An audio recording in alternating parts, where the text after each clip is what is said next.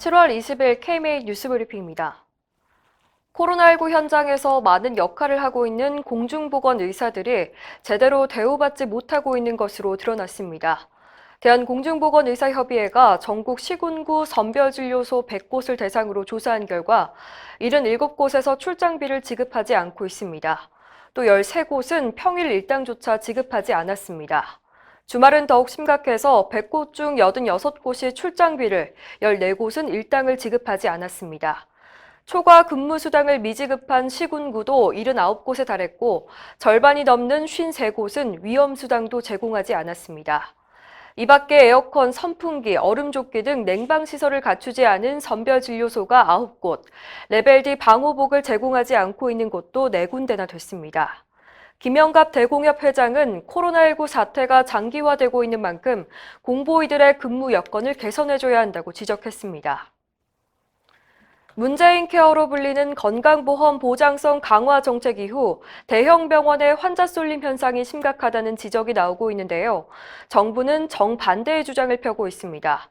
최근 건강보험심사평가원은 내부 연구 자료를 통해서 2017년 전후로 상급 종합병원의 경증질환 외래 환자와 중증 입원 환자 비중에는 큰 변화가 없다고 밝혔습니다.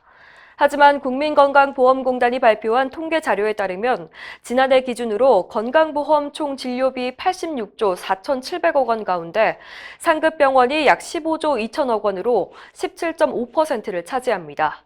특히 빅5 병원의 급여비는 전년 대비 6.6% 증가해서 상급 종합병원 전체의 35.4%를 점유하고 있습니다. 의협 관계자는 환자 쏠림 현상이 지금도 계속되고 있고 이는 동네 의원의 붕괴로 이어지고 있다며 문제를 감추지 말고 현실을 드러내야 개선 방안을 찾을 수 있다고 꼬집었습니다. 동네 의원도 비급여 진료비 현황을 조사하는 방안이 추진돼서 의료계가 반발하고 있습니다. 보건복지부는 최근 비급여 진료 비용에 대한 현황조사 분석 대상을 기존 병원에서 의원으로 확대하는 의료법 시행규칙 개정안을 입법 예고했습니다. 이에 대해서 의협은 규모가 작은 의원급까지 비급여 비용을 조사 분석해서 그 결과를 공개하면 환자들이 단순히 비용만을 비교해 의료기관을 선택하는 잘못된 행태를 조장할 것이라고 지적했습니다. 그 결과 의료기관 사이의 가격 경쟁이 과열화되고 의료기관에 대한 국민의 불신으로 이어질 것이라고 우려했습니다. 정부의 의사증원 추진에 대한 의료계의 반발이 계속되고 있습니다. 부산광역시 의사회는 성명을 통해서 정부의 의대 정원 확대 방안은 10년 앞도 제대로 보지 못하는 졸속하고 저차원적인 정책이라고 비판했습니다.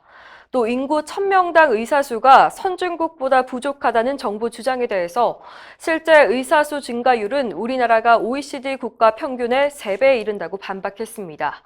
부산시 의사회는 국토 면적이 다른 캐나다와 호주, 러시아 같은 국가와 단순 비교하긴 어렵다면서 단순히 의사 수를 늘리는 정책이 당장은 쉬워 보이지만 결과적으론 국가적인 의료 재난을 초래할 것이라고 강조했습니다. 환자의 돌발 행동으로 인한 낙상 사고는 병원 측에 책임을 묻기 어렵다는 판결이 나왔습니다. 지난 2017년 경남의 한 노인 요양병원에서 환자가 목욕 침대에서 추락해 사망하는 사고가 났습니다. 유족들은 요양병원 측에 과실 책임을 물어서 1억 2천만 원의 손해배상 청구 소송을 제기했는데요. 법원은 병원의 손을 들어줬습니다. 재판부는 환자가 목욕 도중에 갑자기 심하게 몸을 뒤척이면서 난간을 잡고 흔드는 바람에 잠금 장치가 풀리면서 사고가 발생했다며 이렇게 환자의 예측하기 어려운 돌발 행동에 100% 대비하는 것은 현실적으로 어렵다고 밝혔습니다.